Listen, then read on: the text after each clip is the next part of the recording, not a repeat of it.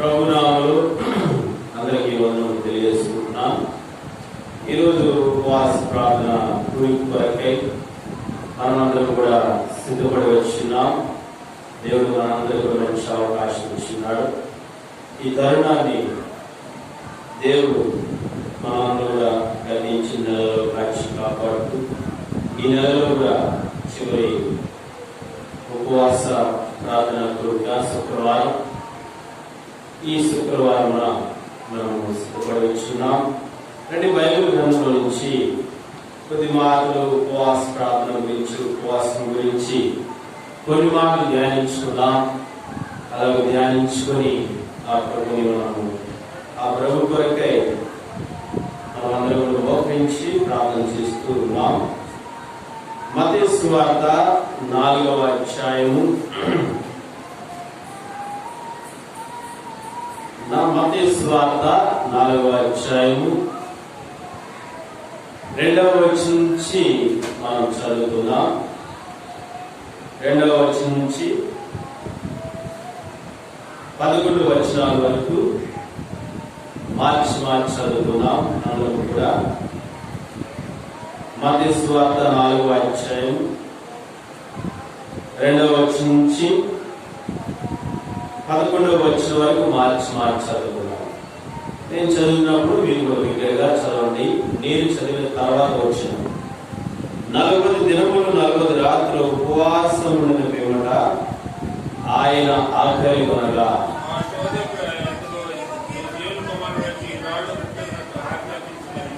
నాలుగో వచనం, అందుకు ఆయన మనుషుడు రొట్టె వలన మాత్రము కాదు గాని దేవుని నోటి నుండి వచ్చి ప్రతి మాట వలన జీవించునని వ్రాయబడి ఉన్నది.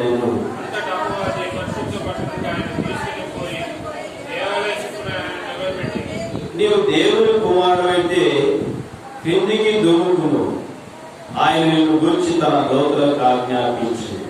నీ పాదలు ఎప్పుడైనా రాత్రికి తగలకుండా వారిని చేతులతో ఎత్తి కొద్దులని వ్రాయబడినని ఆయనతో చెప్పాను.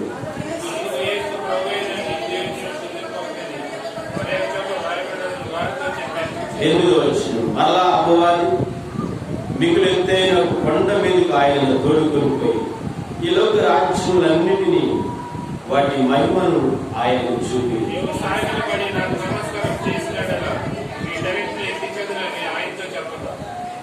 యేసు వారితో, సాతానా కొమ్ము, ప్రభువైన నీ దేవునికి మొక్కి ఆయన మాత్రము సేవింపవలని వ్రాయబడి ఉన్నది. ఆయన విడిచిపోగా ఇదిగో దేవునిలో వచ్చి ఆయనకు పరిచయం చేసి ప్రభువైన యేసుక్రీస్తు వారు 40 దినములు ఉపవాసం ఉండిన పిమ్మట ఆకలి కొన్నాడు. ఉపవాసం ఉన్న తర్వాత శోధకులు వచ్చి శోధించడానికి వచ్చినాడు. శోధన వచ్చిందని మనం జ్ఞాపకం చేసుకోవాలి.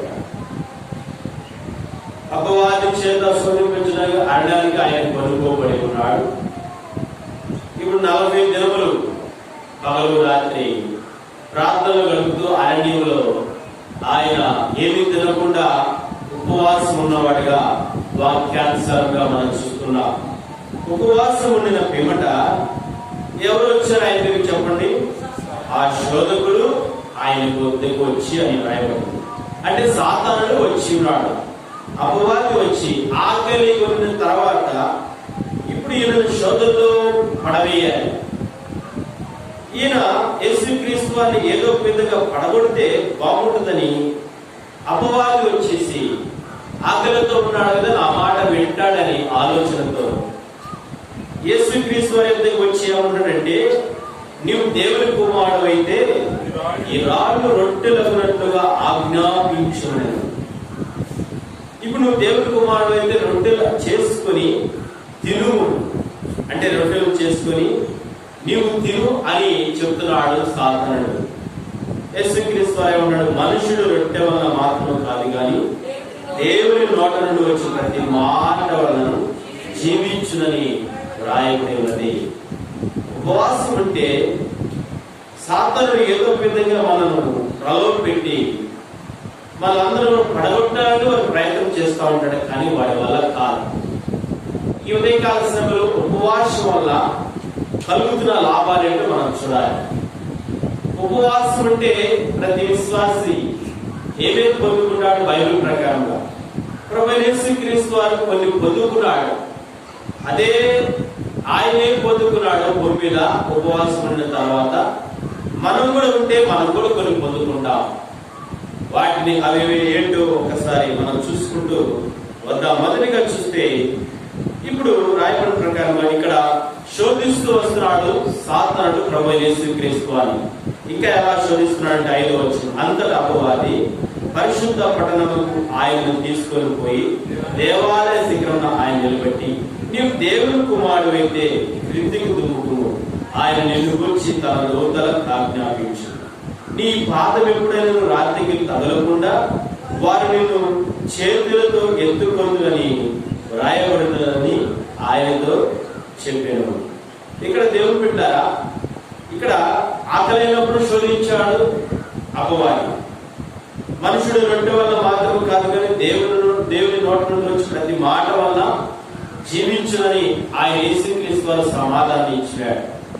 వెంటనే ఆకలి అవుతుంది కాబట్టి అపవాదిని శోధించగానే ఈ రొట్టెలు చేసుకొని నీవు వీటిని తిను అని చెప్పగానే వెంటనే యేసుక్రీస్తు వారు లోబడిపోయి ఆ రాళ్ళను రొట్టెలుగా చేసుకొని తింటే సాతాను మాట విన్నట్టే లెక్క. అంటే శోధనలో పడిపోయి ఉన్నట్టే లెక్క అన్నమాట. శోధనలో పడిపోకుండా మనం ఉండాలంటే ఉపవాస ప్రాంతంలో మనకు అవసరం. తప్పనిసరిగా ప్రతిరోజు వాడు నిన్ను శోధిస్తానే ఉంటాడు, ప్రతిసారికి శోధిస్తానే ఉంటాడు. 40 దినములు ఉపవాసం ఉన్నాడంటే ఏదో గొప్ప ఘనకార్యం చేయబోతున్నాడు, ఏదో జరగబోతుందని అపవాది గ్రహించి తెలుసుకొని యేసుక్రీస్తు వారిని ఏదో విధంగా పడగొట్టాలని చూసి ఉన్నాడు, అని అది కుదరలేదు. తర్వాత ఏమైనా ఆ ఎత్తైన దేవాలయం ఆ పట్టణానికి తీసుకెళ్లిపోయి దేవాలయ శిఖరం ఆయన నిలబెట్టి, నీవు దేవుని కుమారుడు అయితే క్రిందికి దుముకుము, క్రిందికి దూకే, అప్పుడు నిన్ను గురించి దేవుడు ఆజ్ఞాపిస్తాడు, నీ పాదములకు రాయి తగలకుండా వారిని చేతులతో ఎత్తు. ఎంత వాక్యం తెలుసు సాతానుడికి. వాడు పట్టణం నుంచి పరలోకంలో పుట్టినవాడు, పరలోకంలో ఆయనతో పాటు ఉన్నవాడు తెలుసుకుని వాడికి అంత వాక్యం తెలుసుకుని వాక్యానుసారంగా జీవించేవాడు, లోబడేవాడు కాదు. పరలోక పట్టణం నుండి పంపివేయబడిన వాడు భూమికి వచ్చి పాపములను ప్రవేశపెట్టాలని వాడు భూమికి వచ్చి ప్రతి ఒక్కరిని శోధించేవాడు. యేసుక్రీస్తు వారు మొట్టమొదటిగా శోధించాడు, కానీ ఈ శోధనలో యేసుక్రీస్తు వారు పడిపోలేదు. శోధనను సహిస్తూ వస్తున్నాడు యేసుక్రీస్తు వారు.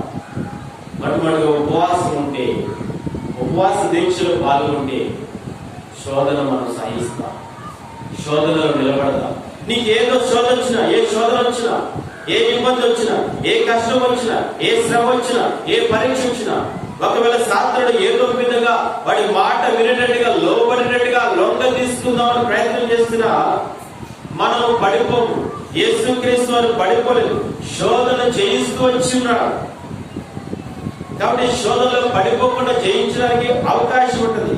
మత్తయి సువార్తలో ఈ శోధనలో పడిపోకుండా ఉండాలంటే యేసుక్రీస్తు వారు చెప్పిన మాట ఆయన చెప్తున్నాడు. రండి, మత్తయి సువార్త 26వ అధ్యాయం 41వ వచనం. మత్తయి సువార్త 26వ అధ్యాయం 41వ వచనం. మీరు శోధనలో ప్రవేశించుకున్నట్లు మెలకువగా ఉండి ఈయన ప్రార్థన చేస్తున్నాడు యేసుక్రీస్తుల వారు. యేసుక్రీస్తు ప్రభువు మెలకువగా ఉండి ప్రార్థన చేస్తున్నాడు. ఉపవాసం ఉండి ఏమి తినకుండా అరణ్య ప్రాంతంలో ప్రార్థన చేస్తున్నాడు, వ్యక్తిగతంగా ప్రార్థన చేస్తున్నాడు, ఆయనతో మోకరించి ప్రార్థన చేస్తున్నాడు. ఎందుకంటే తప్పనిసరిగా సాతాను ద్వారా శోధనలు నాకు వస్తాయి. ఈ లోకపరంగా శోధనలు ఎన్నెన్నో వస్తా ఉంటాయి సాతాను ద్వారా. నేను జయించాలంటే, శోధనలోనికి పడిపోకుండా ఉండాలంటే, ప్రవేశించకుండా ఉండాలంటే, శోధనలోనికి వెళ్ళిపోకుండా ప్రవేశించకుండా ఉండాలంటే ప్రతి వ్యక్తికి ఉపవాస ప్రార్థనలు కావాలి, వ్యక్తిగతంగా ఉపవాస ప్రార్థనలు ఉండాలి. నెలకు ఒకసారి మనం పెట్టుకుంటున్నాం, అవకాశం ఉంటే ఇంటి దగ్గర కూడా ప్రతిరోజు మనము ఉపవాసములో పాల్గొనాలి. వారానికి ఒకసారి, వారానికి 2 సార్లు, నెలలో 3 సార్లు, నెలలో 2 సార్లు, అట్లా మన ఇష్టం. నెలలో ఎప్పుడు అవకాశం ఉంటే అట్లాగా ఉపవాస ప్రార్థనలో పాల్గొంటే మనం శోధనలో ప్రవేశించుకుంటా ఉంటాం. అంటే అర్థం ఏంటి? శోధన వచ్చినప్పుడు శోధనలు జయిస్తాం. అంటే శోధనలు కూడా నడవడానికి అవకాశం ఉంది. శోధనలు కూడా నడుస్తూ దాటిపోతాం, మన శోధనలో పడిపోం. కాబట్టి యేసుక్రీస్తు వారు ఇక్కడ శోధనలో ప్రవేశించకుండా నడుస్తూ సాగిపోయాడంటే ఉపవాస ప్రార్థన జీవితం. మనకు కూడా ఉపవాస ప్రార్థన జీవితము ఉండాలి. ఉదయకాల సమయం నుంచి ఏమి తినకుండా, ఒకవేళ వాటర్ తాగుతున్నా కానీ మధ్యాహ్నం ప్రార్థన అయ్యేంత వరకు ఉపవాసంతో నువ్వు ఏమి తినకుండా ఉంటే అది ఉపవాస ప్రార్థన. ఒక్కొక్కరు మధ్యాహ్నం ఉంటారు, కొంతమంది సాయంకాలం వరకు ఉంటారు, కొంతమంది రోజంతా ఉంటారు. సమయానుకూలంగా మనకు ఓపిక దొరికిన కొద్ది ఓపికను బట్టి మనం ఉపవాసం ఉంటూ వస్తున్నాం. ఇప్పుడు మొట్టమొదటిగా చూస్తే ఉపవాసం ప్రార్థన ద్వారా శోధనలో ప్రవేశించకుండా సాగిపోతున్నాం. శోధనలో పడిపోకుండా ఉంటున్నాం. శోధన జయించడానికి అవకాశం ఇస్తున్నాడు దేవుడు ఉపవాస ప్రార్థన ద్వారా. నీవు కూడా ఉపవాసం ఉండి ప్రార్థన చేయి. భర్త మారుతాడు, పిల్లలు మారుతారు, కుటుంబ సమస్యలన్నీ తీరిపోతాయి. ఒకవేళ కుటుంబంలో సాతానుడు శోధన తీసుకొచ్చాడా భర్త ద్వారా, భార్య ద్వారా, పిల్లల ద్వారా, అవి ఏమైపోతాయి చెప్పండి? ఉపవాస ప్రార్థన ఉంటే అవి ఏమైపోతాయి? వచ్చినా పోతాయి, పారిపోతాయి, దేవుడు తీసివేస్తాడు. శోధనలో మనం నిలబడం, శోధనలో ఉండం, పడిపోం, సాగిపోతానే ఉంటాం. శోధన జయించడానికి అవకాశం ఉంది. మొట్టమొదటిగా ఉపవాస ప్రార్థన ద్వారా శోధన జయించడానికి అవకాశం ఉంది. రెండవదిగా చూద్దాం. రెండవదిగా లూకాసు వార్తలో మనం చూస్తే లూకాసు వార్త 4:14 ఉపవాసం ద్వారా మనం ఏం పొందుకుంటున్నాం? లూకాసు వార్త 4:14 చదవండి. అప్పుడు యేసు ఆత్మ బలంతో గలిలయకు తిరిగి వెళ్ళెను. ఆయన గురించిన సమాచారం ఆ ప్రదేశం అంతటా వ్యాపించింది. ఇక్కడ మనం చూస్తే అప్పుడు ఉపవాసం ఉండిన పిమ్మట శోధించబడిన తర్వాత యేసు ఆత్మ బలంతో నింపబడిన వాడే గలిలయ ప్రాంతానికి వెళ్తున్నాడు. రెండవగా చూస్తే ఉపవాస ప్రార్థనలో పాల్గొంటే 40 దినములు ఉపవాసం ఉన్నాడు యేసు క్రీస్తు ప్రభువారు. ఉపవాసం ఉంటే ఆయనకి ఏమొచ్చిందంటే ఆత్మ బలము, ఆత్మతో ఆత్మ బలముగా ఉన్నది. ఆత్మీయంగా బలవంతుడై ఉన్నాడు. శరీర బలహీనతలు ఒకవేళ ఉంటే ఉండవచ్చు, ఎన్ని ఉండాలి అవి అనవసరం. రెండవదిగా ఉపవాసం ఉంటే ఆత్మ బలాన్ని పొందుకుంటాం. ఏ బలాన్ని పొందుకుంటాం చెప్పండి? ఏమండి? ఏ బలాన్ని పొందుకుంటాం? ఎవరిని వింటున్నారా? ఏ బలాన్ని పొందుకుంటాం మనం? ఉపవాస ప్రార్థన కలిగి ఉంటే యేసు క్రీస్తు వారు బలాన్ని పొందుకున్నారు. ఆత్మ బలంతో నింపబడిన వాడే గలిలయకి వెళ్ళి ప్రకటన చేస్తూ, సువార్త ప్రకటన చేస్తూ, పరిచర్య నిమిత్తమై పరిచర్య చేస్తున్న వాడుగా యేసు క్రీస్తు వారు కనబడుతున్నారు. రెండవదిగా ఉపవాసం ఉంటున్నావా? నీవు నీ భార్య బిడ్డలు కలిసి, ఒకవేళ పిల్లలు కాకపోయినా మనమైన తల్లిదండ్రులమైన ఉపవాసం ఉంటూ ఉపవాస ప్రార్థనలో పాల్గొంటే ఆత్మీయంగా బలవంతులు అవుతాం. అని గుర్తుపెట్టుకోవాలి. ఆత్మీయంగా ఎలా ఉంటే బలం అవుతాం? ఇప్పుడు యేసు క్రీస్తు వారు ఆయన జయిస్తూ పాపాన్ని, లోకాన్ని, అంధకారమును, చీకటిని, పాపాన్ని, సాతాను జయిస్తూ ఉన్నాడంటే ఆత్మబలాన్ని పొందుకున్నాడు. 33 సంవత్సరాల వరకు జీవించినంత కాలం ఆత్మీయంగా బలవంతులుగా ఉన్నాడు. మనం కూడా బలవంతులుగా కనబడుతున్నామా? బలవంతులుగా ఉండాలంటే ఏం చేయాలి చెప్పండి? ఏం చేయాలి? ఉపవాస ప్రార్థనలో పాల్గొనాలి. ఉపవాస ప్రార్థన గుడికిలు పెట్టినప్పుడు మందిరానికి వచ్చి ప్రార్థన చేయాలి. రెండవదిగా ఆత్మ బలాన్ని పొందుకుంటాం. దావీదు భక్తుడు ఒక మాట చెప్తున్నాడు. రండి, దావీదు కీర్తనల గ్రంథంలో మనం చూస్తే 109వ కీర్తన 24వ వచనం. 109వ కీర్తన 24వ వచనం చూద్దామా? నా మోకాళ్ళు బలహీనమాయను, నా శరీరము పుష్టి తగ్గిపోయింది, చిక్కిపోయేను. 24 వచ్చిన మరొకసారి, ఉపవాసము చేత నా మోకాళ్ళు బలహీనమై నా శరీరం పుష్టి తగ్గిపోయి. కాబట్టి ఉపవాసం అంటే దేవునితో ఏమి తినకుండా సహవాసం కలిగి ఉండడానికి దానిని ఏమంటారంటే ఉపవాసం అంటారు. ఉపవాసం అంటే ఏమి తినకుండా ఆయనతో మనం కలిసిమెలిసి ప్రార్థించడానికే మనం దేవుని సన్నిధికి వస్తున్నాం. దానిని ఏమంటారంటే ఉపవాసం. ఇప్పుడు దావీదు భక్తులు చెప్తున్న మాటలు ఏంటంటే 24 వచ్చిన, ఉపవాసం చేత నా మోకాళ్ళు ఏమైపోయినాయి అంట, బలహీనం, నా శరీర పుష్టి తగ్గిపోయింది. అంటే ఉపవాసం అంటే శరీరంలో ఉన్నంత మోకాళ్ళు బలహీనం అవటము, శరీర పుష్టి తగ్గిపోతుంది. పుష్టి అంటే ఏంటి చెప్పండి?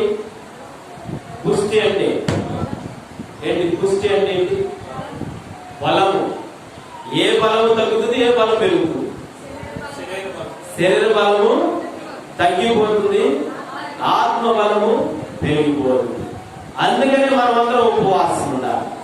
ఆత్మ బలం పెరగాలంటే ఏం చేయాలి? ఆత్మ బలం పెరగాలంటే ఉపవాసం ఉండి ప్రార్థనలో మనం ఏకీభవించి ఆయన అడుగుతా ఉండాలి. ఏమి తినకుండా ఉపవాసం ఉండి ప్రార్థన చేస్తే ఆత్మ బలాన్ని పొందుకొని దేవుడు ఇస్తున్న ఆయన ఏదైతే ఇవ్వాలనుకున్నాడో అవన్నీ కూడా మనం పొందుకుంటా ఉంటాం. ఆ ప్రార్థనలో అడుగుతున్నవన్నీ కూడా మనం పొందుకోవడానికి అవకాశం ఉంటది. ఉపవాస ప్రార్థన ద్వారా దేవుడు పెడతారు. దేవుని యొక్క పరిశుద్ధ ఆత్మ బలం పెరుగుతుంది. ఇప్పుడు దావీదు కూడా ఉపవాసం ఉంటూ వస్తున్నాడు కాబట్టి ఆయనకు ఆత్మ బలం పెరిగింది, కానీ శరీర బలం ఏమైపోతుంది? తగ్గిపోతూ వస్తుంది. ఇప్పుడు మనకి ఏ బలం పెరగాలి? ఆత్మ బలం పెరగాల, శరీర బలం పెరగాల? ఆత్మ బలం పెరగాలంటే, శరీర బలం తగ్గాలంటే ఉపవాసం నుండి ఏమి తినకుండా ఉపవాసం నుండి పాల్గొనాలి. అన్ని తినొచ్చి కూర్చోడం అదే ఉపవాస ప్రార్థన ప్రోగ్రాంలో ఏంటంట, అన్ని తినొచ్చేసి ఆ ఉపవాస ప్రార్థనలో కూడుకుంటే అది ఉపవాసం అనుకుంటే ఎట్లాగా? అందుకని ఏమి తినకుండా దేవుని సన్నిధికి వస్తే అప్పుడు మనకి ఈ శరీర బలం ఏమైపోతుంది? శరీర బలం తగ్గిపోతుంది. ఆత్మ బలం ఉంటే శత్రువు మన దగ్గరికి రాడు. ఆత్మ బలం ఉంటే నువ్వు అన్ని చేయడానికి అవకాశం ఉంటుంది. బలవంతుడు కదా ఆత్మీయంగా. ఆత్మ బలం ఉన్నవాడు సన్నిధికి రాగలుగుతాడు. ఆత్మ బలం ఉన్నవాడు పాపాన్ని జయించడానికి అవకాశం ఉంటుంది. ఆత్మ బలం ఉన్నవాడు శత్రువుతో పోరాడడానికి అవకాశం ఉంటుంది. ఆత్మ బలం ఉన్నవాడు ప్రార్థనా పరులుగా కొనసాగించబడతాడు. ఆత్మ బలం ఉన్నవాడు సహవాసంతో, పరిశుద్ధుల సహవాసంతో ఉంటాడు. ఆత్మ బలం ఉన్నవాడు వాక్యానుసారంగా జీవించడానికి ముందుకు సాగిపోతాడు. ఆత్మ బలం ఉన్నవాడు దేవుడు ఏది చెప్తే అది చేస్తానే ఉంటాడు. రెండవదిగా ఆత్మ బలము రావాలంటే ఉపవాసం ఉండాలి. ఉపవాస ప్రార్థన దీక్షలో, ఉపవాస ప్రార్థనలో పాల్గొంటే రెండవదిగా ఆత్మ బలము పెరుగుతా ఉంటుంది. మూడవదిగా చూద్దాం రండి. మూడవదిగా మొదటి సమయాల గ్రంథం 12వ అధ్యాయం 14 వచ్చింది. మూడవదిగా ఉపవాసం ఉంటే మనం ఏం పొందుకుంటున్నాం? మూడవదిగా మొదటి సమయాల గ్రంథం 12వ అధ్యాయం 11 వచ్చింది. యెహోవా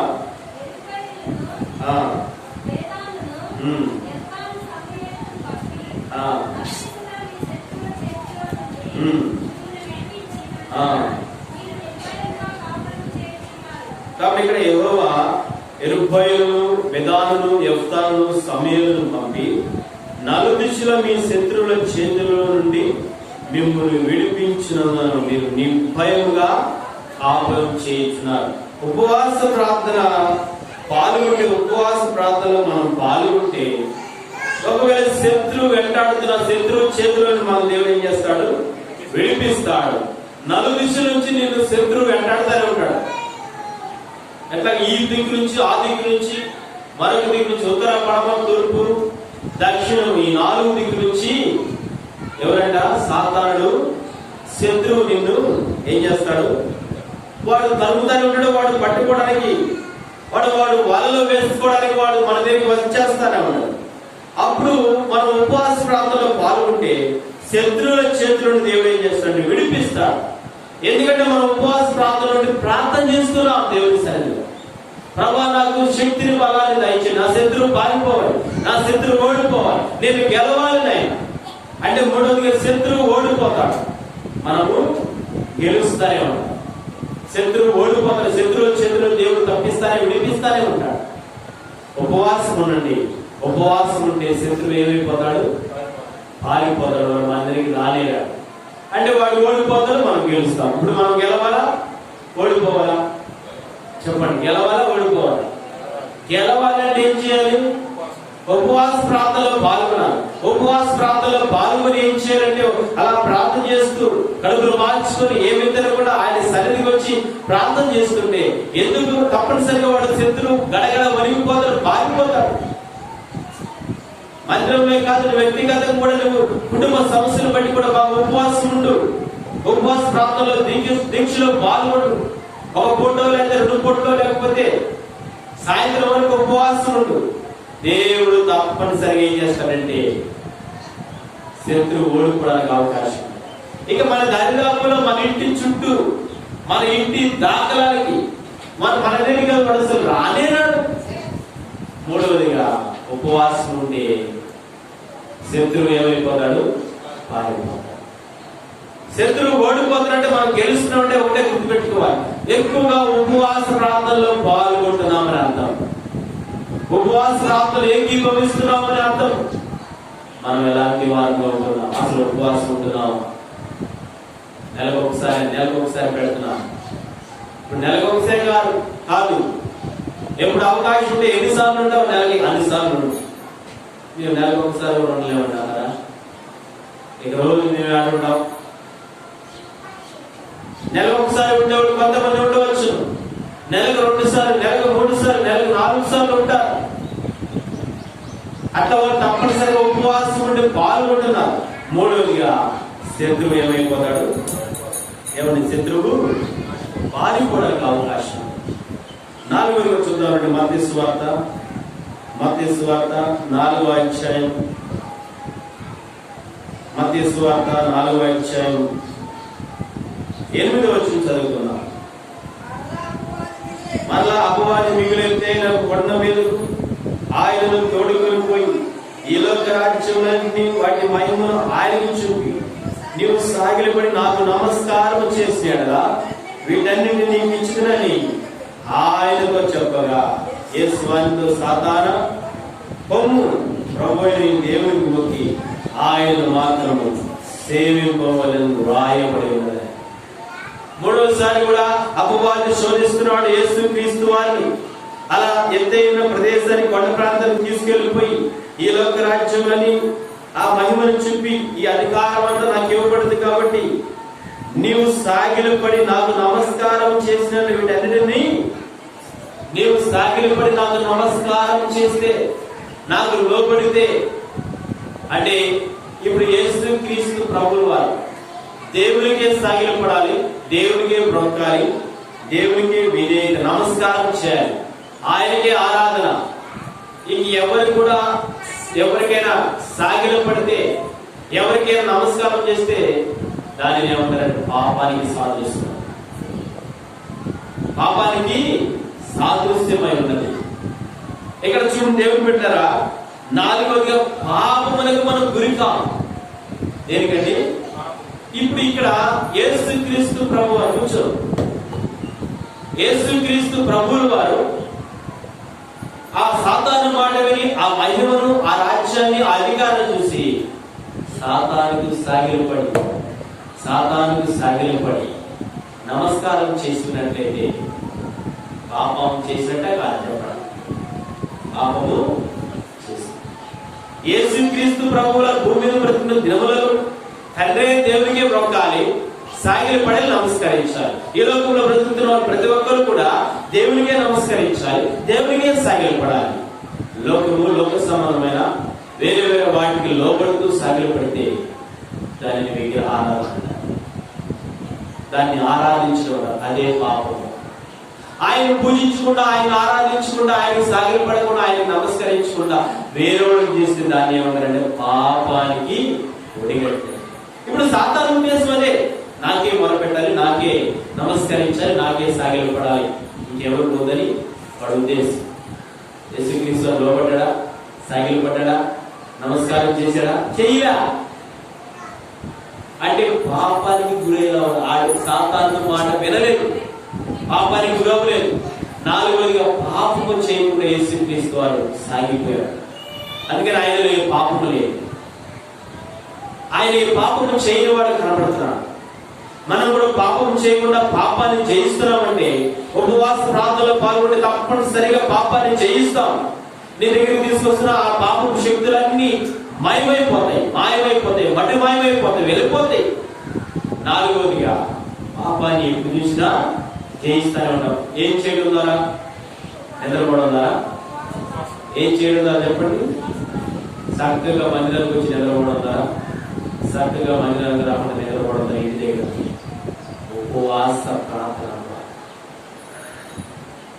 నువ్వేమి తినకుండా కడుపు మార్చుకొని ఆకలితో ప్రభు దగ్గరికి వచ్చి ప్రార్థన చేస్తే దేవుడు నిజంగానే మనం పాపములకు గురి కాకుండా ఉండడానికి దేవుడు సహాయం చేస్తాడు.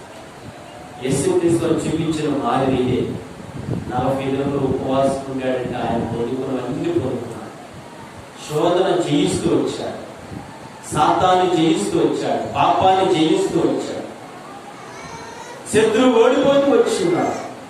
చెప్పండి, మొట్టమొదటిగా ఉపవాసం ఉంటుందా? రూపారమన్న మొట్టమొదటిగా ఉపవాసం ఉంటుందా? మొట్టమొదటిగా ఏంటి? శోధనలో పడిపోకుండా ఉంటాం ఉపవాసంలో. రెండవది చెప్పండి. రెండవదిగా ఆత్మబలాన్ని పొందుకుంటాం ఉపవాస ప్రార్థన. మూడవదిగా చెప్పండి. మూడవదిగా శత్రువు ఓడిపోతా ఉంటాడు ఉపవాస ప్రార్థన ద్వారా. శత్రువు ఓడిపోతాం. నాలుగవదిగా ఉపవాస ప్రార్థన ద్వారా ఇక శత్రువు ఓడిపోయినప్పుడు, పడిపోయినప్పుడు పాపం అనేది మన దగ్గర రాదు. ఇక పాపం మనము జ్యోతి కూర్చో మనము ఆ యొక్క ఉపవాస ప్రార్థన నాలుగవదిగా పాపాన్ని జయిస్తూనే ఉంటాం. ఇక పాపానికి మనం గురిగా.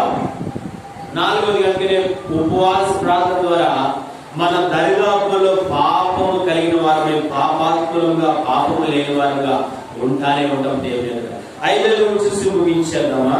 రండి, అక్కడే చూద్దాం. రండి, మత్తయి సువార్త 4వ అధ్యాయం. మత్తయి సువార్త 4వ అధ్యాయం 11వ వచనం. అంతటా అపవాది ఆయనను విడిచిపోగా ఇదిగో దేవదూతలు వచ్చి ఆయనకు పరిచర్య చేసేది. ఎప్పుడైతే ఉపవాస ప్రార్థనలో యేసుక్రీస్తు వారు పాల్గొన్నాడు, తర్వాత శరీరీతిగా ఆయన బలహీనుడు అవుతాడు కాబట్టి ఆత్మబలం పెరుగుతానే ఉంటుంది. వెంటనే దేవుడు దేవదూతలకు ఆజ్ఞాపించి, ఇదిగో నా ప్రియకుమారుడు యేసుక్రీస్తు వారు భూమి మీదకి వెళ్ళి ఉపవాసంతో వచ్చినాడు, మీరు వెళ్ళి ఏం చేయాలి? పరిచర్య చేయాలి.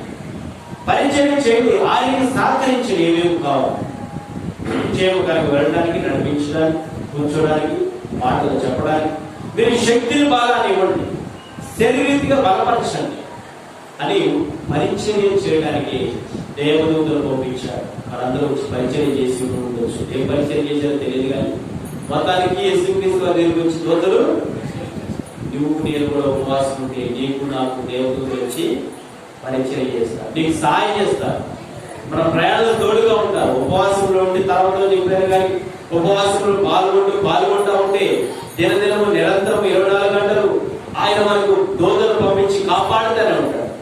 అందుకని యెహోవాను భయభక్తులు గల వారి చుట్టూ ఆయన దూత కావలి ఉండి వారిని రక్షించును. దూత కావలి ఉండి రక్షించును. దూతలు దేవుడు పంపిస్తాడు, మనం రక్షించబడుతున్నాం.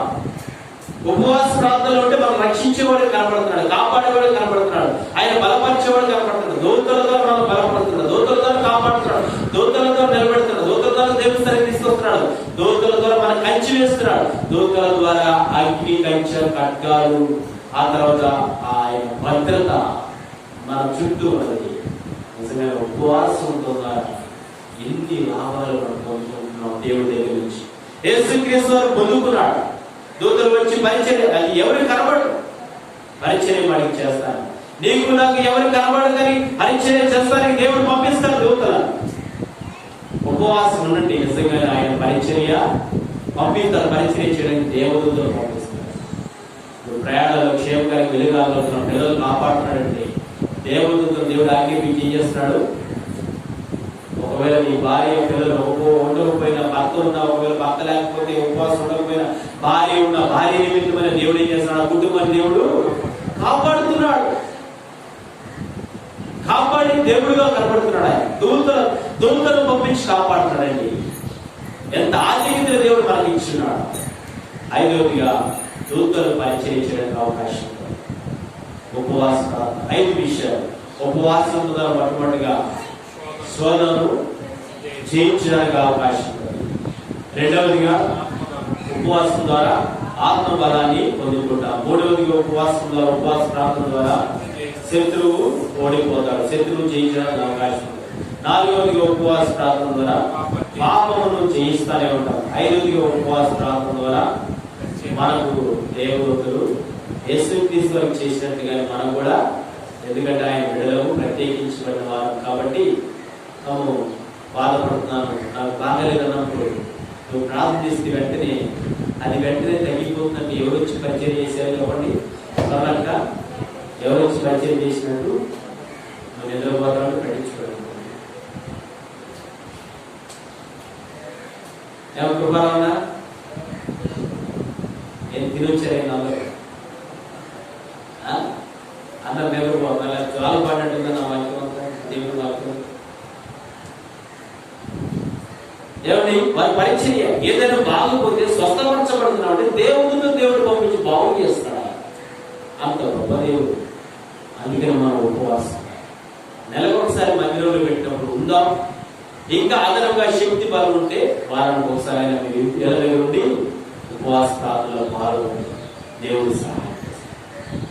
ఈ ఉపవాసంలో గట్టి బలం, ఉపవాసం ఉంటే, ఉపవాస ప్రార్థనలో ఉంటే ఆత్మీయ అంత బలపరచబడతా ఉన్నాం. ఇవన్నీ ఆత్మ సంబంధమైన కార్యక్రమాలలో విషయంలో మనం ముందుకు సాగుతున్నాం. ఇవన్నీ ఆత్మ సంబంధమైన నేను చెప్పిన 5 విషయాలు. ఉపవాస ప్రార్థన ద్వారా ఆత్మ సంబంధంగా శోధనలో మనము పడిపోకుండా ఉంటాం. అది మొదటిగా. రెండవదిగా ఉపవాస ప్రార్థన ఆత్మీయ బలాన్ని పొందుకుంటా ఉంటాం. మూడవదిగా ఉపవాసంలో మనం అందరూ పాల్గొంటే శత్రువు ఓడిపోతానే ఉంటాం. నాలుగవదిగా ఉపవాస ప్రార్థనలో పాల్గొంటా ఉంటే పాపము జయిస్తానే ఉంటాం. ఐదవదిగా ఉపవాస ప్రార్థనలో పాల్గొంటా ఉంటే దేవదూతలు పరిచయం చేస్తాం. దేవుని వాక్యము దీవించుకుందాం. ప్రకటన గమనించండి.